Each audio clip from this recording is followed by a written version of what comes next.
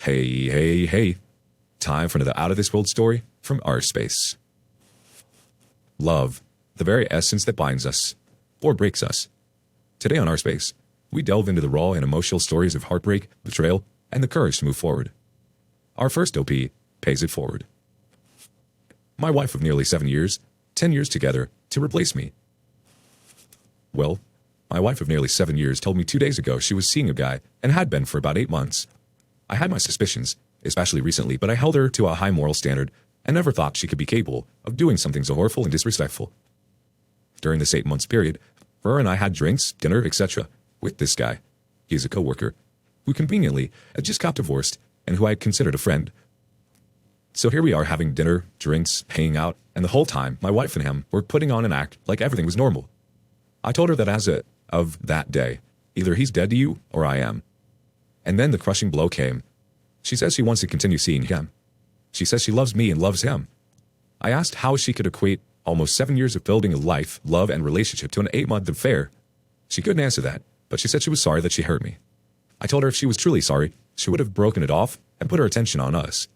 I'm stunned, pissed, embarrassed that I didn't see the signs. But most of all, I'm sad and brokenhearted. I'm not going to beg to have her back. I've accepted my fate and we'll move on. If those of you who have gone through this have any advice, I appreciate it, and thank you for taking time to read my story. Update. First, I want to say thank you to all the love and support from this group. Sharing your experiences and advice have really helped. Short summary of my story. My wife had been having an affair for 8 months with a recently divorced coworker. My wife and I had dinner, drinks, and hung out like we were all friends, and they acted completely normal the whole time. She says she wants to keep seeing him, but still loves me. So here's what has transpired since that post. Her whole family knows, and they're not happy with her at all. They've all reached out to me, giving support and telling me they love me, and I will always be family to them.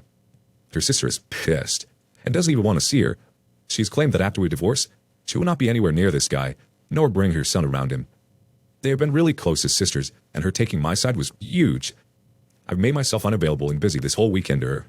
I've set up a consultation with a lawyer for this Tuesday to start divorce proceedings. I have begun looking at housing auctions, but may try to buy her out and keep the house. Also, since she makes more than me, I will be filing for spousal support. I know there is still a rough road ahead and some work to be done, but I'm feeling good about where things are going. I think some folks had asked whether we have kids. We do not. We have a dog who will be coming with me since I did all the work to raise her and train her.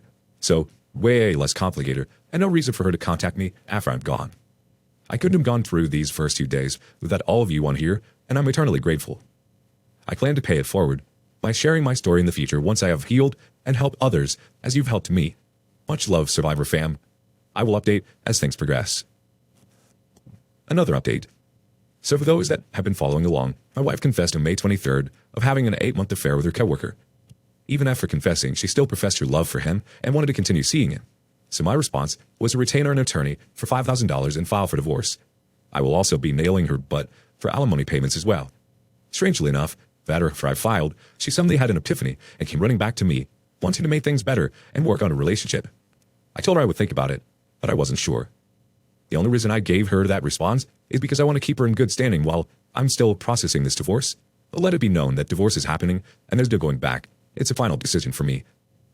She doesn't know that I filed for divorce, and I plan on keeping it that way just so I can keep it amicable until we can get the house sold. But she's going to get served around 1 September, and then all hell's going to break loose.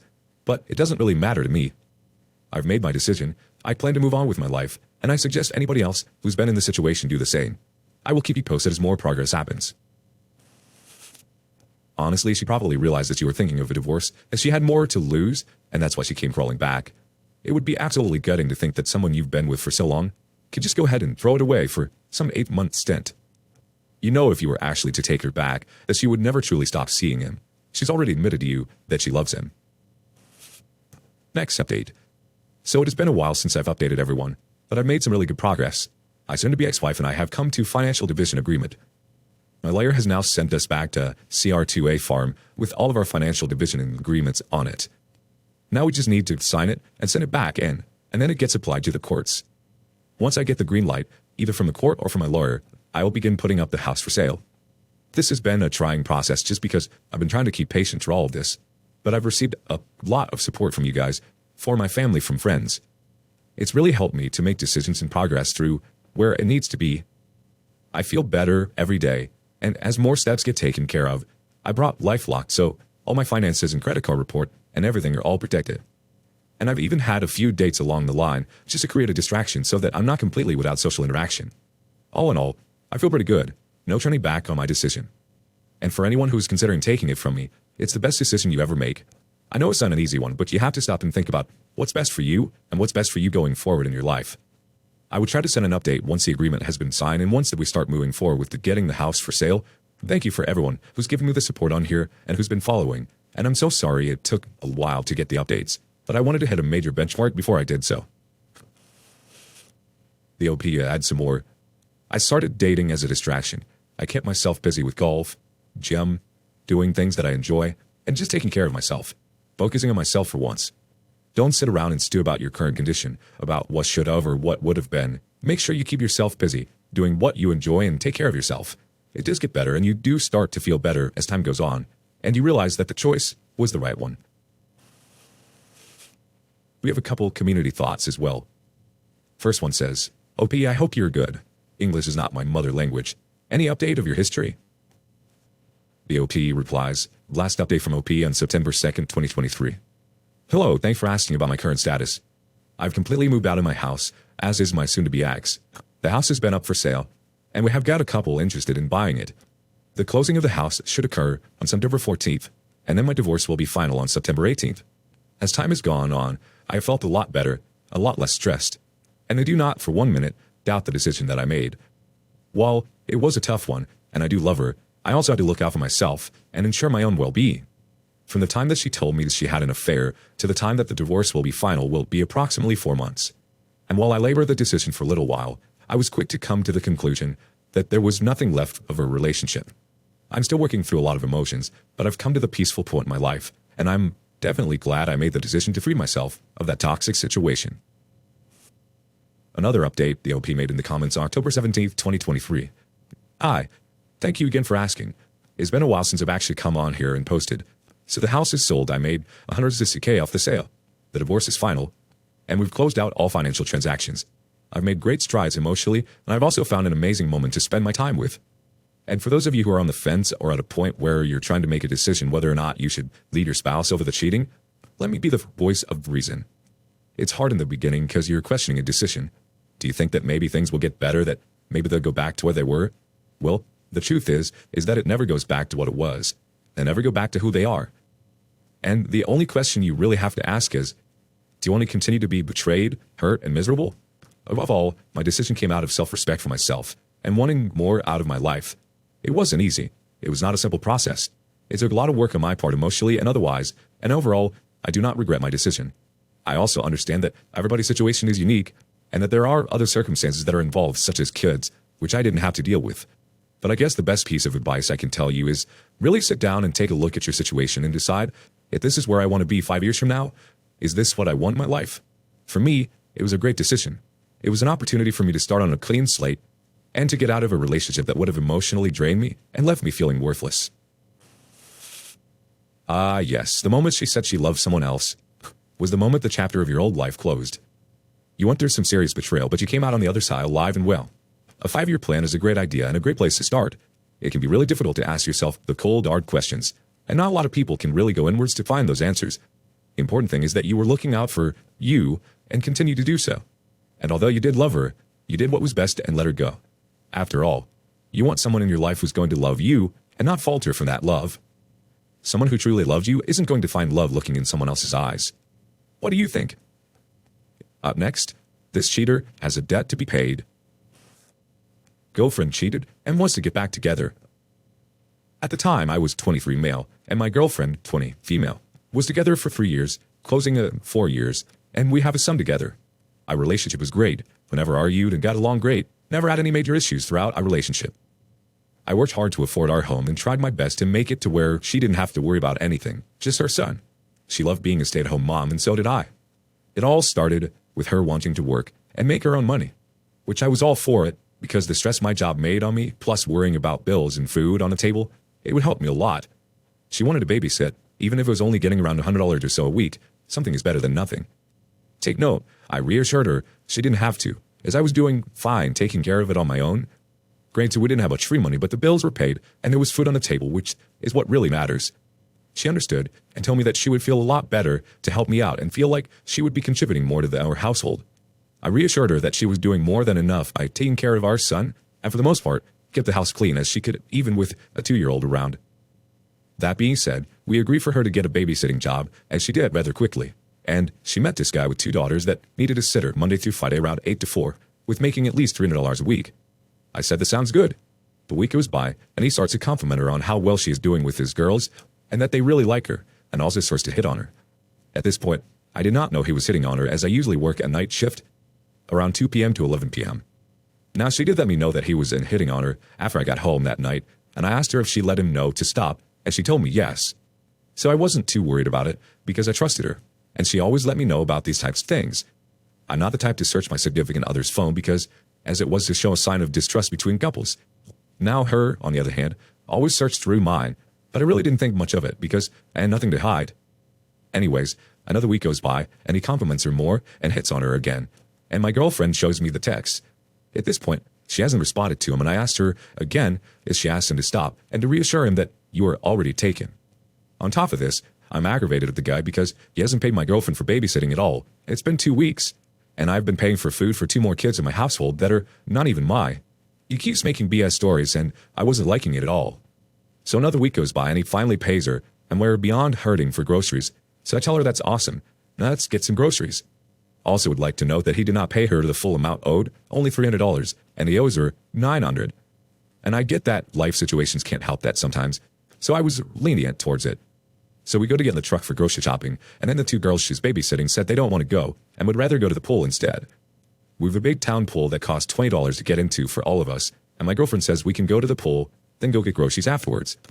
At this point, I said no, the pool is secondary, and we can go get groceries, and then if we have the money, we can go to the pool afterwards. She then starts to argue with me and defend the girls about wanting to go to the pool. So we get into a heated small argument that ended with me driving off with our son, and I took him to see my mother and get my mind off the argument. I told my mom what happened, and she went and had a few words with my girlfriend, and I guess it got heated as well. I don't know what was happening or why she was acting this way, but I wasn't liking it. Granted, my mother should have never gotten involved. I never meant to get her involved, but she was the only person I had at the moment to vent to. My sister went and talked to her as well and calmed everyone down and offered to have a girls' night out with her. I thought it was a good idea because then me and my son could get some time together. So I go to pick them up later that night, and she is drunk, pretty bad actually. I carry her inside and take care of her while she pukes and everything before laying down in bed. I see a text on her phone for the man she is babysitting for saying good night, beautiful. At this point, I'm confused because she told me that he didn't hit on her anymore or even compliment her. So I checked the messages, and when I read, my heart shattered. I instantly felt rage. I don't know what to do. I just sat at my kitchen table for a long hour, staring at my wall. So I called her stepfather that I know works night shifts and explained the situation. He calmed me down and told me not to do anything stupid that I will regret. I went around the house and grabbed a few things I bought for her and broke them outside. Then I grabbed my son and left to a friend's house that had a spare room for me and my son. If you want me to keep going with this story, let me know in the comments and any questions you have. Oh boy. So she found a cushy job as a wife and mommy to a nice new little family. Moreover, you shouldn't have paid for anything out of pocket. Update. The messages I've seen on my girlfriend's phone were pretty bad. She was sexting this guy, whom she was babysitting for, and I also read messages of them both talking about me in a bad way. This was going on for about 2 weeks. Every morning and night, they would start the day off calling each other beautiful, handsome, sexy, etc. This happened around Father's Day, which hurt as well. I read messages that also were talking about when I went to work and when I was coming home, etc. I didn't sleep at all that night, and I went back and talked to her the next morning. She asked me if I wanted to be over. I said yes, definitely, and we need to figure out a way to get you back with your family. Her family stayed across the U.S., so we would have to buy plane tickets. We continued our conversation, and she tried to point out that my family members cheated on people, and that not all relationships are 100% loyal. Seemed like she was trying to find reasons to justify her wrongdoings without feeling so guilty about it. Want to hear the kicker? She never apologized for doing it. So I told her I wanted to be over, and I was done. We sat on the couch and talked a while longer. I eventually gave in and said, I can try to work through it. Only thing I was thinking about at the moment was my son. I wanted to be there for him, and if I had to split up with my girlfriend at the time, she would have moved back to her family, and I wouldn't be able to see my son that much. So, A month goes by, situation is not good. I tried really hard to get along with her, but every chance I got, I would argue and throw the cheating BS in her face. I could never look at her the same again, and she seemed to not understand that. At this point, I'm done. I don't want to be with her anymore, and I also didn't want my son to see an unhealthy relationship between his parents. So I chose to break it off, and we will try to co-parent the best we can for her son's sake. She finally apologized and says she knows she messed up and wants me to give her a second chance to earn my trust back. I told her no, some mistakes have consequences you can't fix. I explained to her how I felt and how we should move forward. At that moment, she says she didn't need me, and that I was the one throwing away a 4-year relationship by taking the easy way out and leaving. Another few months go by, and she keeps asking me if there was any chance of us getting back together. I told her honestly, I didn't know because you never know in life sometimes, but I said not likely. She continues to ask me this multiple times, and I give her the same answer every time. She continued to send me relationship quotes and forgiveness quotes for months. I asked her to stop multiple times nicely, but she continued anyways, also sending me, "We love and miss you" almost every day, even continues to now, over a year later. I've told her multiple times the only reason we should be talking is if it has to do with my son. But she continues to do it anyway to this day. I'm doing good now. I've got a good job. I'm working on myself and better myself by working out and getting a bit more fit body. I talk to my son at least once a week, and I get him for the summers, which is exciting. I talk to a girl right now, and we went on a few casual dates. She's absolutely beautiful. I'm really starting to like her. I don't plan on telling my ex about the girl because honestly, it's none of her business. The only time we should ever contact each other is about my son, nothing more. Once my boy gets old enough to have his own phone, we'll no longer need to contact one another. I do want to add that I still think she seems to think that we are getting back together, which did tell her recently it wasn't going to happen. She still continues to send me "I love you" messages, and all the photos she sends me of my son is both of them posing together. I ignore her a lot, and when I do answer, they are very short. I can't just straight up block her because she is my main contact to my son, so I'm kind of in a standstill. Just curious on any suggestions going forward. I don't want to fight for custody because she was a stay-at-home mom for 3 years, and she's a great mom. She's never once threatened to keep him from me, and I don't believe she ever would, but I also thought she wouldn't cheat, too. I've seen a lot of these stories and was very intrigued by them, so I thought I would share mine. Hope you enjoyed, but thanks for reading. I know it's a lot. Sorry for the cliffhanger on the first post. Yeah, like I said before, it's hard to make those tough decisions, even if it means not being able to see your child. A child definitely makes it hard, but sometimes there's things that just can't be fixed. She chose to lie to you right under your nose, and then went on and tried to excuse her behavior by acting like it was normal to do. But sometimes, in order to do what's right for us, we have to make those hard decisions. Do you have a similar story? Let us know in the comments below. Thank you for joining us today on Our Space. Be sure to like and subscribe and hit that notification bell so you don't miss out on the next video. See you soon.